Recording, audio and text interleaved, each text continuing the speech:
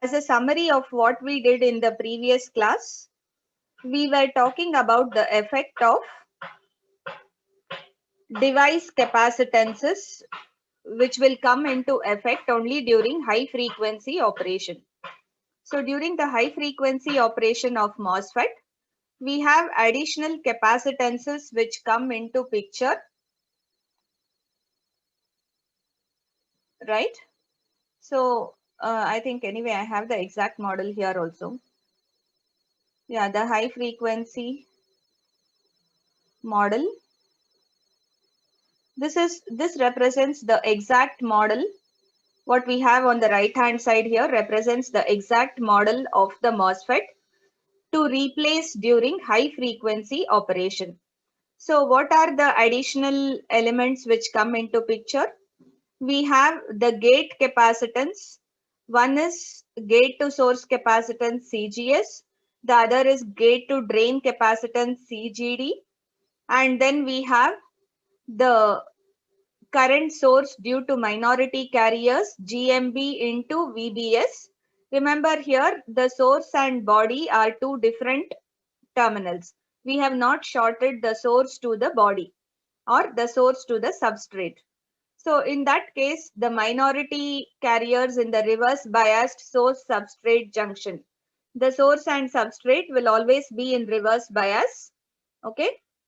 So because of that, there will be some minority carriers added to this majority carrier current GM-VGS, and that current is defined by a current source GMB into VBS. VBS represents the voltage between the body and the source terminal. And as usual, we have GM-VGS, the dependent current source, in parallel with R0, the output resistance. That was there in our previous model. In our previous model, we had only this. We had only this and this in the low frequency or mid frequency model, which we considered for MOSFET before. But now we have all these are extras. So this one is extra, this one, and then two more capacitances. One is between the drain and body, the other is between the source and body. And we said we need not consider such a big model in our regular analysis, especially because of the fact that we will not consider the source and body terminals separately in most of the circuits. Most of the circuits which we do in practice will short the source to the body or the source to the substrate. And when that happens, naturally this gets eliminated. The minority carrier current source will be eliminated. You see in the new model that is not there. This is when source is shorted to the body terminal or the substrate. When the source and body terminal are shorted, what happens? This current source will get eliminated because the voltage VBS between the body and the source is 0, right? And then this capacitance CSB will also be eliminated. We will have the other elements, that is CGS is there, CGD is there, GM-VGS is there, and R0 is there. Actually, we will have CDB also, but because CDB is very small, CDB is very small, therefore it is neglected. Remember, otherwise when I short the source to the body, I need not remove CDB. CDB is still present. But because its value is very small, we are neglecting CDB in the final model. So what we have written below represents the final high frequency model of MOSFET. So the final high frequency model of MOSFET is including two additional device capacitances, one between gate and source, the other between gate and drain, other than the elements which were already there in our previous model. So this GM, VGS and R0 were already existing between the drain and the source even in our older model. In the high frequency model, these two capacitive effects become significant. That's why we are including them in the high frequency replacement model for the MOSFET. So please remember this high frequency model of MOSFET. And the general equations for you to remember is, first is how to find GM. GM in general can be found as mu n C ox W by L into VOV. VOV, the overdrive voltage, is VGS minus VT. Or if I have the drain current known, then I can find it in terms of this root of 2 mu n C ox W by L into ID. Or still we can find it as 2ID by VOV. So there are three different equations in which GM can be determined. Any of them can be used depending upon what values are given.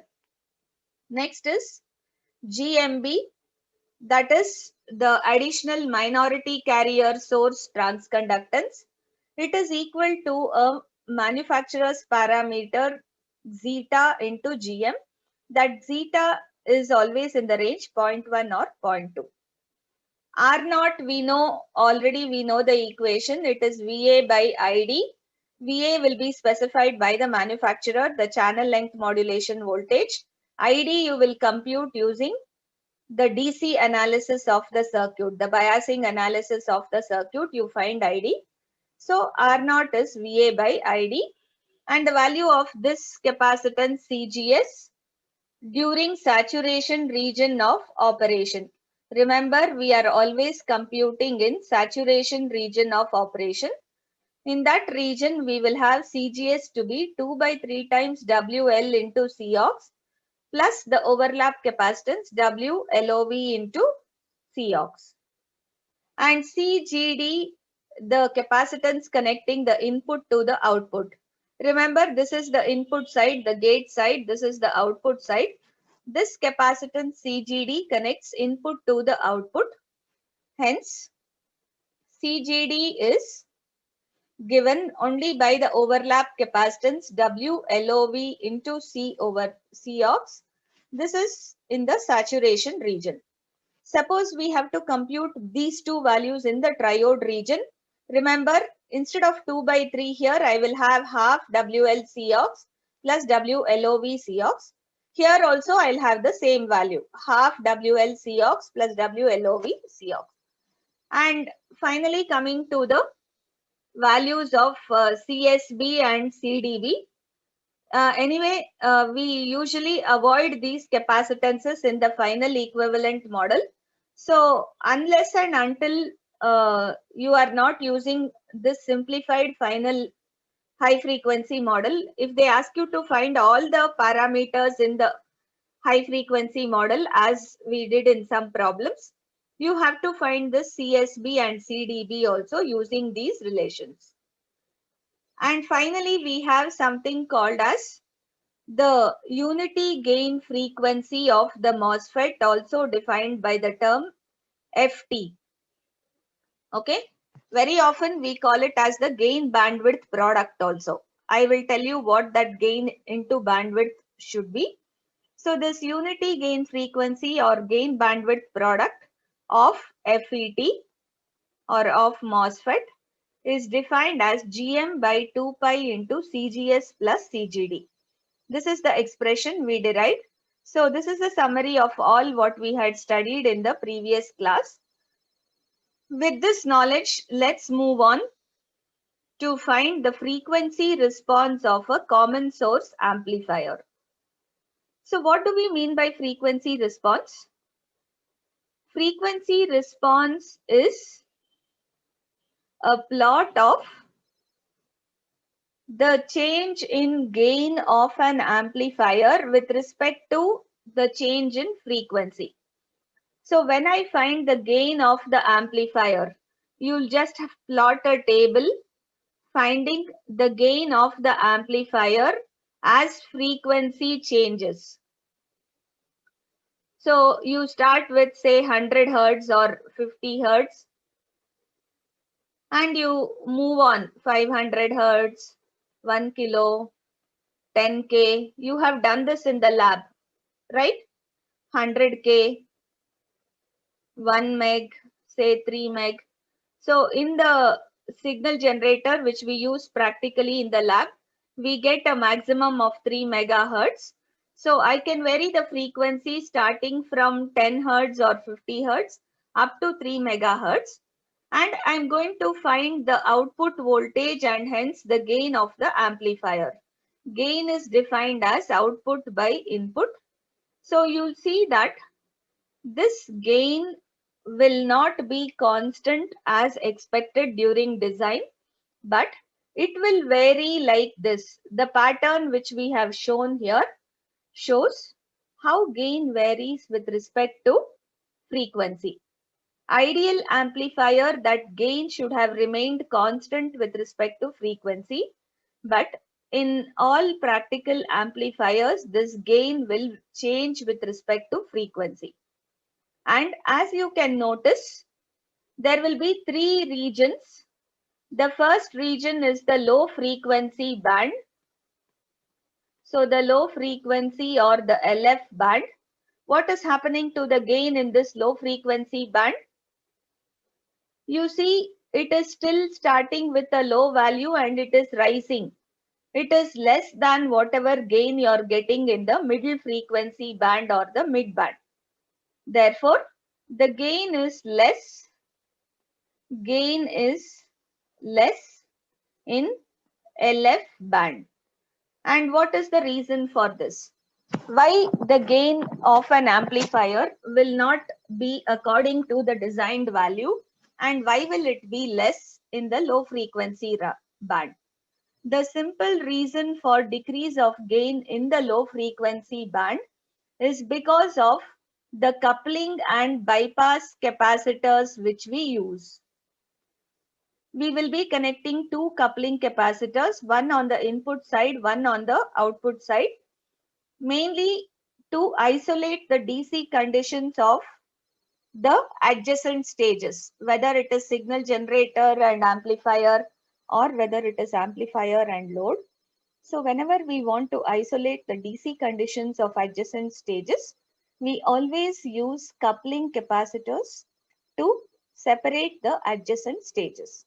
Okay, so coupling capacitors are commonly used.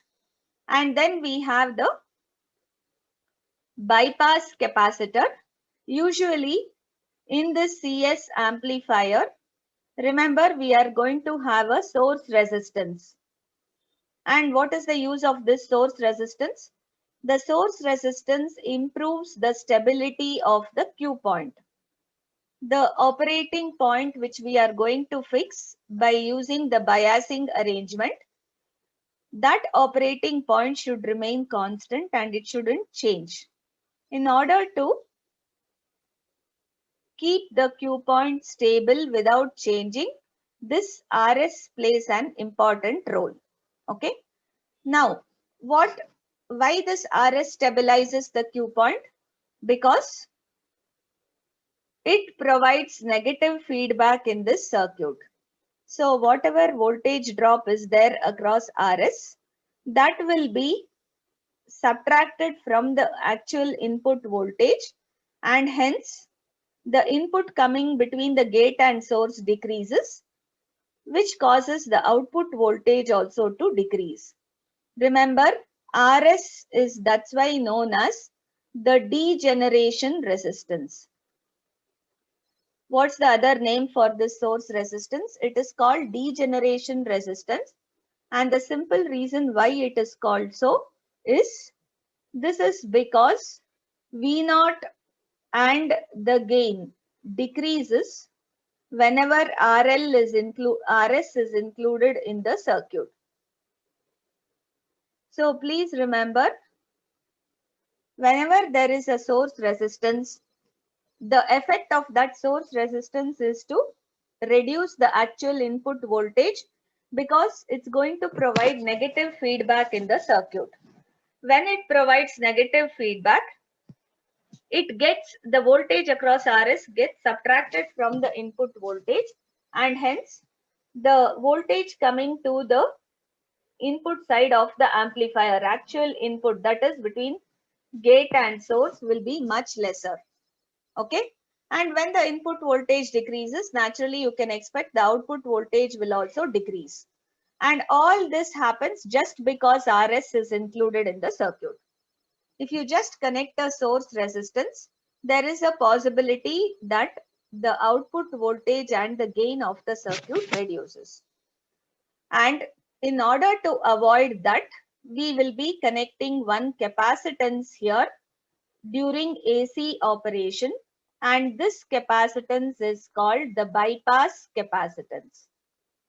So if I want to avoid negative feedback through this resistance RS in the circuit, you always include a capacitance, a large capacitance connected in parallel with RS. Can you tell me how this capacitance helps avoid negative feedback? Can you think over and tell me what will happen to the capacitance during AC operation? That is the biggest clue which I can give. What happens to a capacitor during AC operation?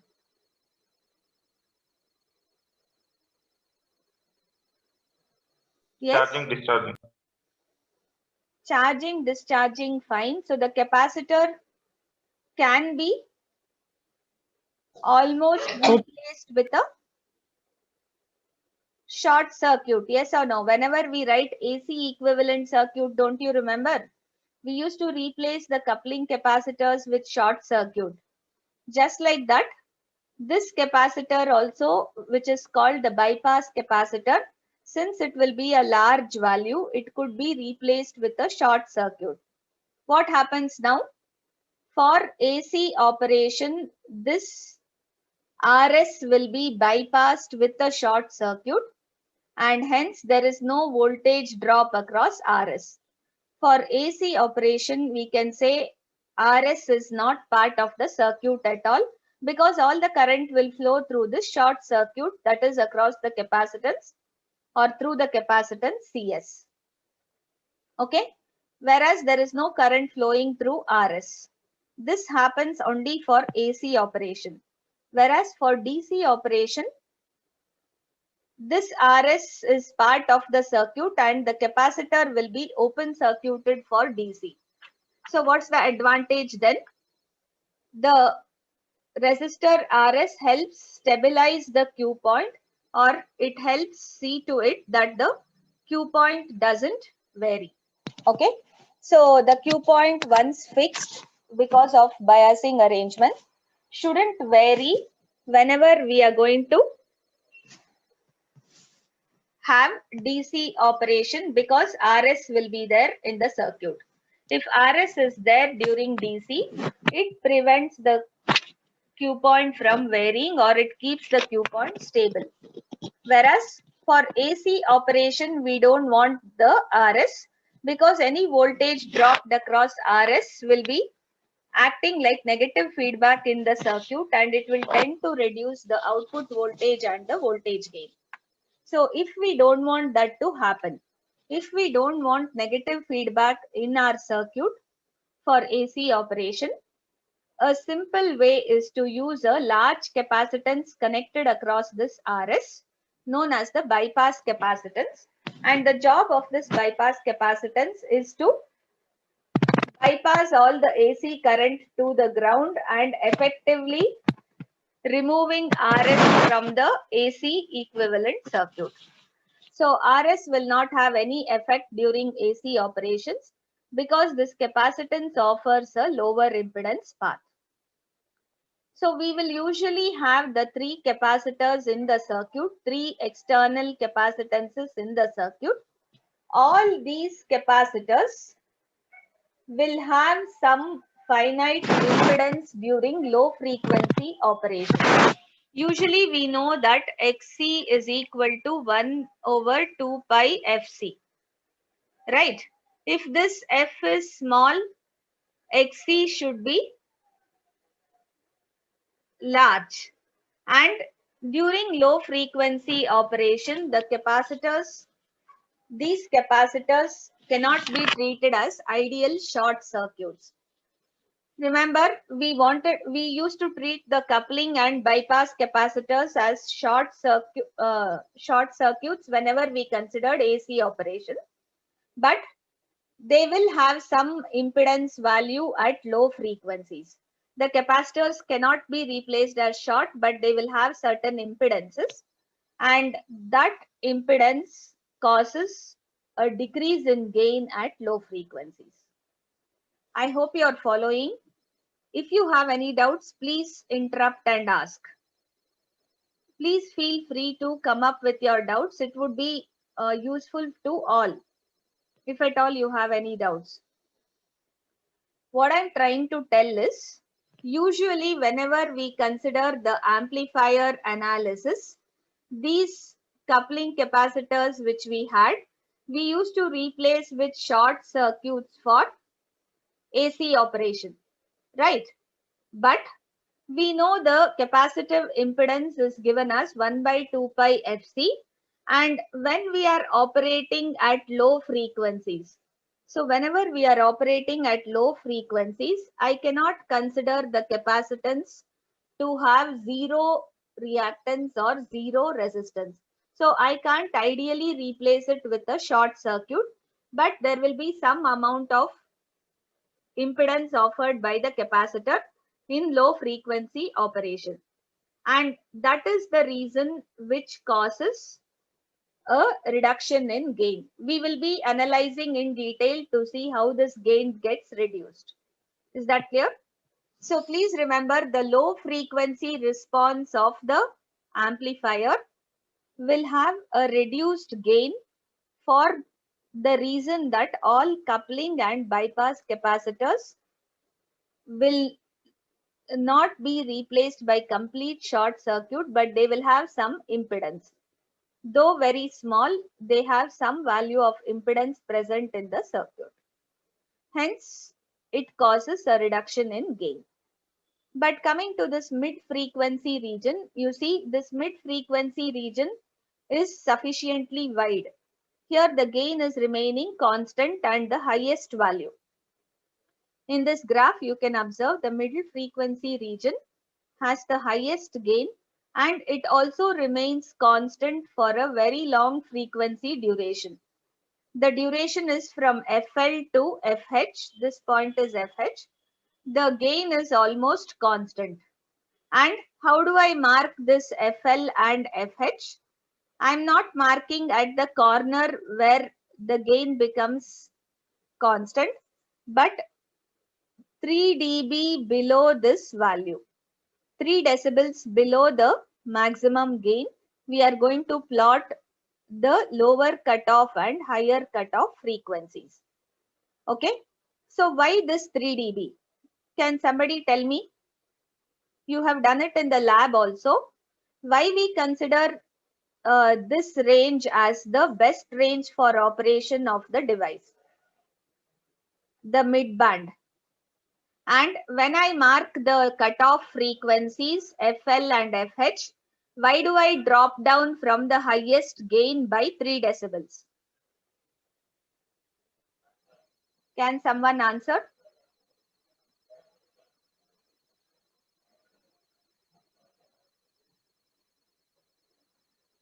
Yes?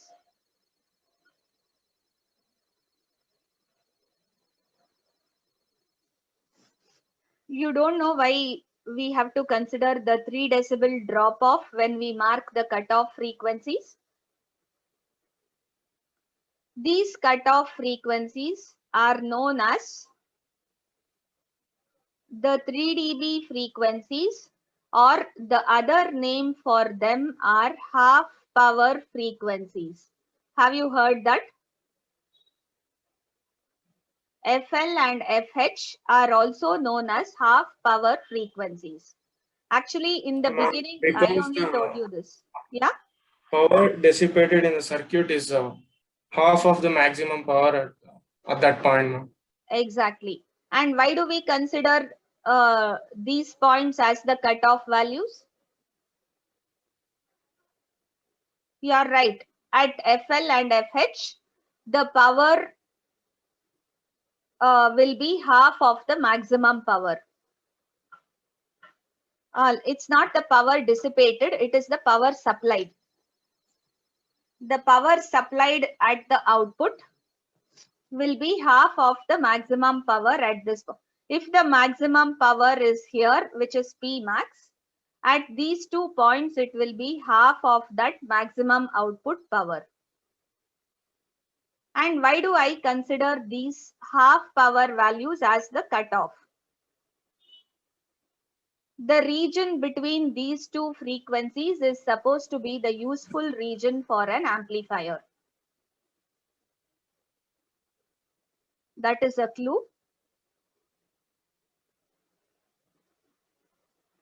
So, in essence, the meaning of this is the amplifier can be used even if the output power reduces to half its value effectively.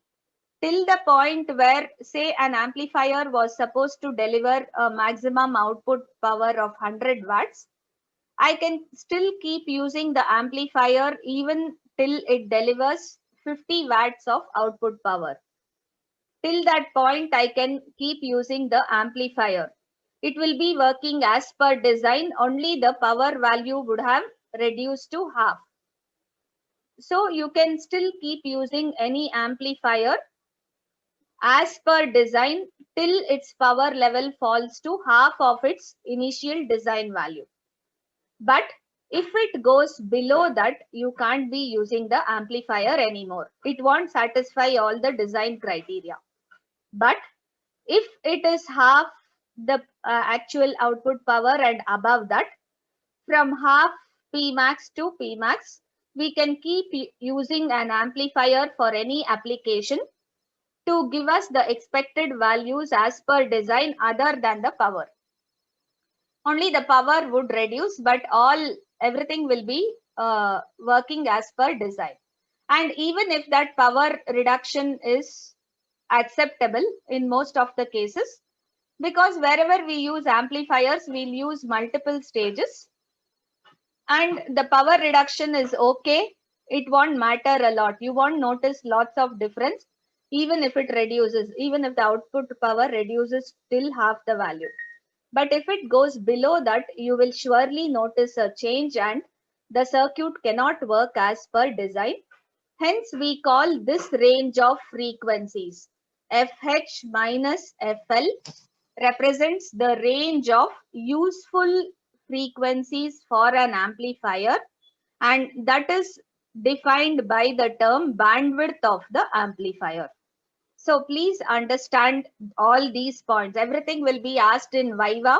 And since we work with amplifiers always, you should know what are cutoff frequencies. They are also called as half power frequencies. Why they are called half power frequencies? Because the output power level reduces to half its value at these points. So whatever is the maximum output power, it will become half the value at these 2 points. And why we mark those frequencies?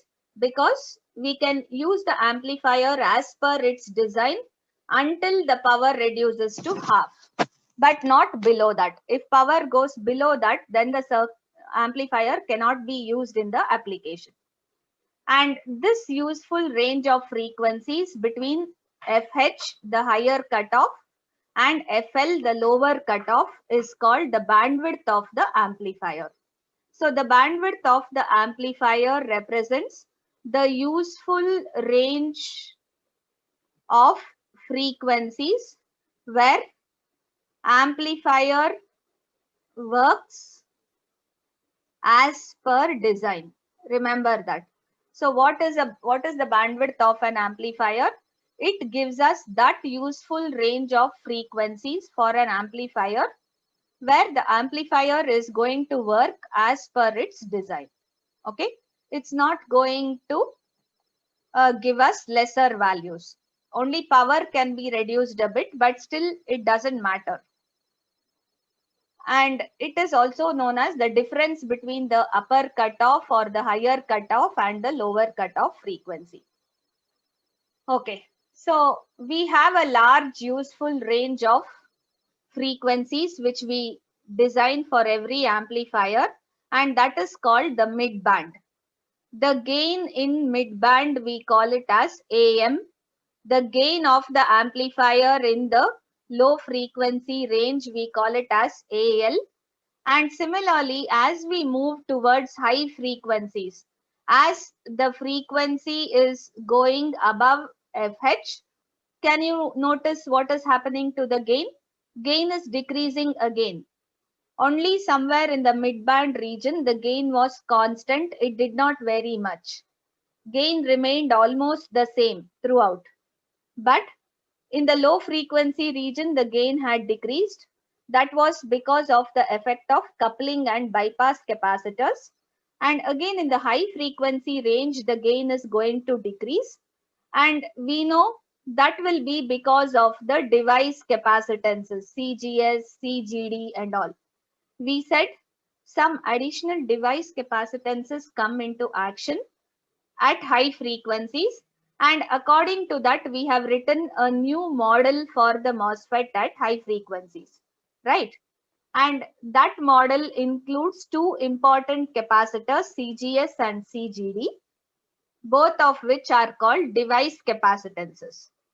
So during high frequency operation, these device capacitances will come into effect and they cannot be neglected. So we have a new equivalent for the MOSFET, and these elements cause a reduction in the gain of the amplifier at high frequencies. Therefore, the frequency response of an amplifier, which should have been ideally like this. If I had considered the frequency response, gain versus frequency, an ideal amplifier should have had a constant gain irrespective of changes in frequency. But a practical amplifier will give you a response something like this, which means it gives us a reduction in gain at low frequencies and high frequencies. Only in the mid frequencies between FL and FH, it will maintain almost a constant gain. So that is the useful range for any amplifier. An amplifier should always be used in the region of its bandwidth, which is ideally the mid frequency band. You can't use the amplifier in the low frequency or high frequency. It should always be working for any application in its mid frequency band, which is also given by the bandwidth of an amplifier. Did you understand all these things? Do you have any doubts about the frequency response and the reason? Please feel free to ask. If you are asking any doubts, even I'll have some clarification how effectively you're getting the concepts and listening. So what is frequency response? A sketch of magnitude of the gain versus frequency of the input signal for any discrete amplifier is known as frequency response. And we have always, the gain remains almost constant. I'll clean out all this 1 second. I hope all of you got. Ma'am, why does like at the initial state the voltage drops and also at the ending stage it again drops, ma'am? Yes, that is the reason I was telling you. It drops in the initial stage, the gain drops because of coupling and bypass capacitors which we have in the circuit. We will be deriving and showing all this next. And in the final stages at high frequency, it will drop because of device capacitors which come into action, CGS and CGD. Using this only, we drew the high frequency model just before this. Yes or no? Yes, ma'am. So that is the reason why gain drops at low frequency as well as high frequency, but it remains almost constant in the mid frequencies. And those mid frequencies are the useful band of frequencies where we have to operate any amplifier in any given application. So if you want to use an amplifier for any application, it will always be operated in the middle frequency region, that is the region between the higher cutoff and lower cutoff frequency. And that is called the useful range of frequencies or bandwidth of an amplifier. Is that clear?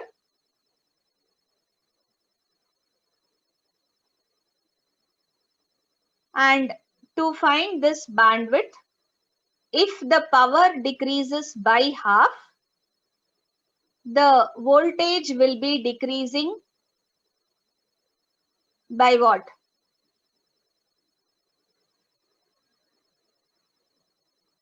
See, if power value becomes half, here I have √2. exactly. So here if you have P naught, at this point I have P naught by 2. And if I have voltage as V naught, what will happen to the voltage here? It becomes V naught by √2. When power decreases by half, that corresponds to a decrease in voltage by √2. Why? Because we know P naught is V naught square by R. Yes or no? V square by R is the simplest, one of the easiest definition for power. You can also call power as V into I or V square by R or I square into R. There are many ways in which you can define power.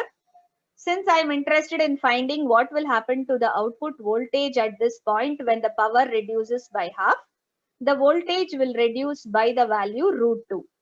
And if I try to find 1 by √2 in decibels, remember we always plot this gain as what? 20 log of V naught by Vi. So the voltage gain is defined as V naught by Vi or V naught by V sig, where sig is the signal generator. Here, as I was telling you, when power reduces by 2, voltage will reduce by √2 because power is always V square by R. Okay. For the same R, if power reduces by 2, voltage will reduce by √2. And when we plot the y-axis as gain, we will consider the gain in decibels because decibel is a much better measure of gain, and the human ear is very sensitive in terms of bells and decibels. They used to measure human hearing capacity in terms of bell and decibel, as the term was coined by Alexander Graham Bell. So they called the intensity with which humans can hear sound in terms of units like bells. And that's how the gain which we plot. Remember, an amplifier gain, this can be an audio amplifier which we use in our audio system or something. So that was the first application for amplifiers. So when they used it, they always used to plot this gain in bells. Bell became a much large value because we never used to design amplifier for have such huge values. So they defined something known as a decibel. Decibel represented 1/10 of a bell. It is 1 by 10 of a bell. Bell represented a much larger unit for audio capacity, hence, or our hearing capacity. Hence, they coined the term 1/10 of a bell or decibel. And they started plotting the voltage gain of amplifiers in terms of decibels or dB rather than direct value. So rather than measuring the direct value, it was a better measure, and even a layman could understand when they specified amplifier gains in terms of decibels, because that would be the human hearing capacity effectively. Therefore, how do we define decibel voltage gain? It is 20 log of the actual voltage gain. And if I find 20 log of 1 by root 2 times the actual voltage gain, or AV by root 2, V0 by V sig is AV. If you find at this point, at the cutoff frequencies, the value will be V0 by root 2 divided by V sig. So I'll get the gain as AV by root 2. So if I find 20 log 1 by root 2 into AV, what is this 20 log 1 by root 2? This value will be minus 3 decibels. That's why in order to find these points, we have to decrease from the center by 3 decibels, subtract 3 decibels. Then the points what you get will be the cutoff frequencies, which will define the bandwidth or the useful frequency range for an amplifier. Did you get this point? Surely you will be asked in Viva and even sometimes in theory for 2 to 3 marks.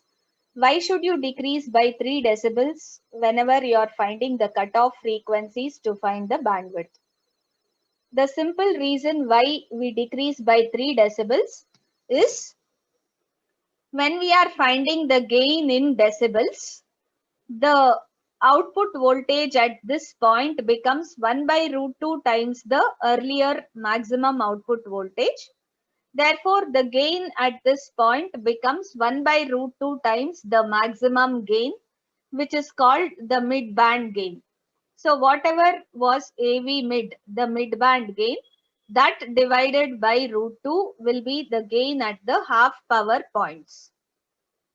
And when I try to find the decibel value, I will always take 20 log AV, and here I am going to find 20 log AV mid by root 2.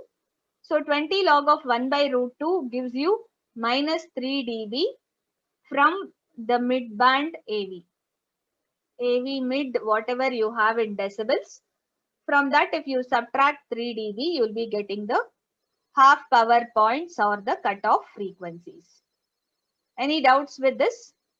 The frequency response, the reason why the gain reduces at low frequency, why it reduces at high frequency, and why we find minus 3 dB to get those points.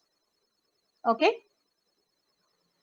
If that is clear, now we will move on to our derivation to show why gain reduces at high frequencies first. So we'll see the high frequency response of a common source amplifier first, after which we will go and find the low frequency response. So as we have shown in the previous graph, our objective here is to identify the mechanism which limits the high frequency performance of these important amplifier configurations like the common source amplifier.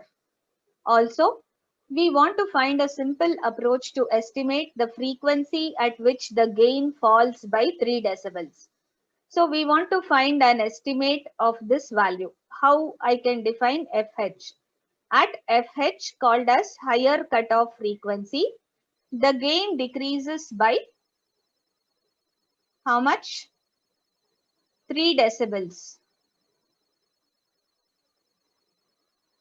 So whenever gain decreases by 3 decibels, that is called your FH or higher cutoff frequency. We have to find that value also, and we have to see what happens in this case. So let's consider a simple common source amplifier. Actually, we have directly taken the equivalent circuit. I want you to write this down so that maybe later on you can, I'll clean this out So which amplifier are we considering? I'll just write it here itself. The common source amplifier. Here I can have RS or I can have a biasing current source with constant current I, and this connected to a negative supply minus VSS, and we usually connect a bypass capacitor across this CS. Okay, I told you the importance of bypass capacitor. So during AC operation, it will prevent any negative feedback here. This current source will have a complete circuit. It can have a resistance. It can have anything. And here at the drain, we will have the drain resistance RD. And here we are connecting to the positive of the DC supply VDD. And on the output side, we have the coupling capacitance CC2, which will help us connect a load resistance or the next stage of the amplifier RL. Okay, so this is a load resistance. Now coming to the input side, I can have a biasing resistance RG at the gate, and then I can have this coupling capacitance CC1. Look at the direction in which it is normally connected.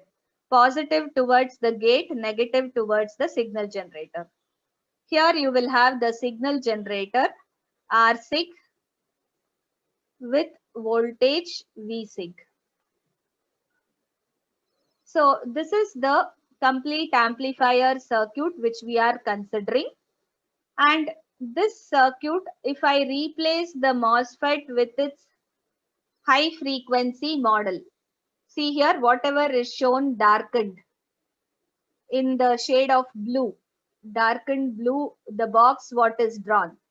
This represents the equivalent of the MOSFET. Equivalent of MOSFET at high frequencies.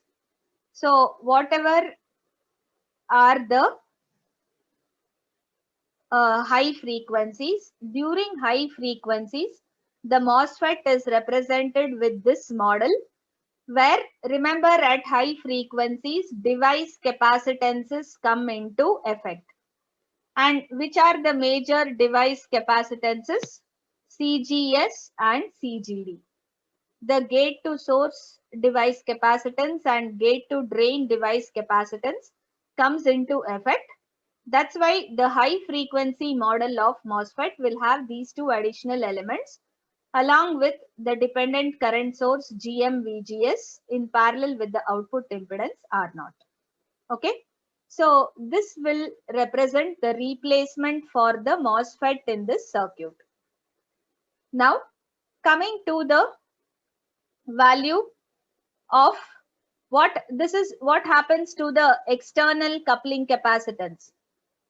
During what do we consider? During AC operation, whenever I consider AC operation, these coupling capacitors should be replaced with short circuits. See here, CC1 and CC2 would be replaced with short circuits whenever we consider AC equivalent operation of the circuit. So for AC operation, replace coupling with short circuit and also this bypass capacitance CS with also a short circuit. So whatever DC current source I have here, that will be replaced with a short circuit. So this won't have any meaning in the circuit. Whenever I replace any other current with a short circuit, we know that effectively the short circuit will conduct all the current and nothing flows in this path. Okay, and remember this is a DC value. So this is bypass capacitance. These are coupling capacitors. They are all replaced with short circuits whenever I write the small signal model. So this is the small signal model. Please write down the circuit. This is your actual circuit, and we have replaced the MOSFET with its high frequency small signal model. And now bring the other elements of this circuit to connect to the MOSFET. RG is connected between the gate and ground. VSIG and RSIG are also connected between the gate and ground.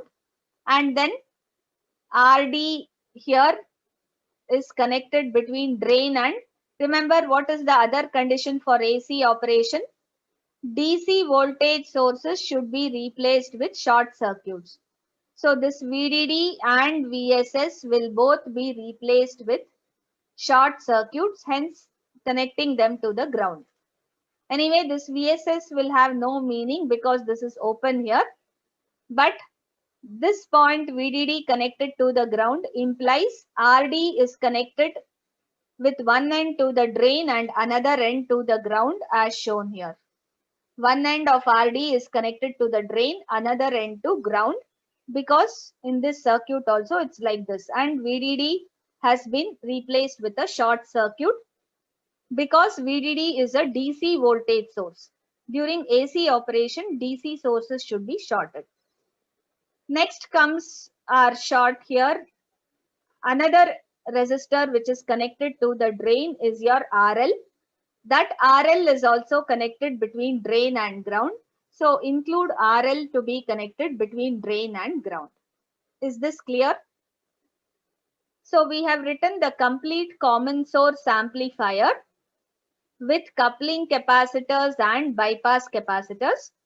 And we said for high frequency operation or mid frequency operation, all these coupling capacitors will be replaced with short circuits, even the bypass capacitor, and the DC voltage sources will also be replaced with short circuits. So in effect, we will have this equivalent circuit for the small signal model of the common source amplifier at high frequencies, mid and high frequencies, I can say. Any doubts with this? So observe that in general, it includes a resistance, all this, whatever we are telling, and the equivalent circuit can be simplified. So next stage, what we'll do, first you write this circuit, what I've written here, then you write this circuit. This represents the AC equivalent circuit or the small signal model. And next we will simplify this circuit to something a little more simpler. And what we have done, we have just replaced all these three resistors in parallel with a single resistance RL dash. And what is the value of RL dash? R0 in parallel with RD in parallel with RL. See, I have three resistors between drain and source, all of which are in parallel. So you just connect R0 in parallel with RD in parallel with RL. Okay. And on the input side, you have this RSIG and RG appearing in parallel. So I'll just replace the parallel combination of these two resistors with RSIG dash. RSIG dash represents RSIG in parallel with RG. These two resistors in parallel will be replaced with one signal generator resistance RSIG dash, effective resistance. So this whole circuit is simplified to what we have written here. So please go through this circuit and all of you drop in your USNs. We'll analyze this circuit mathematically in the next class.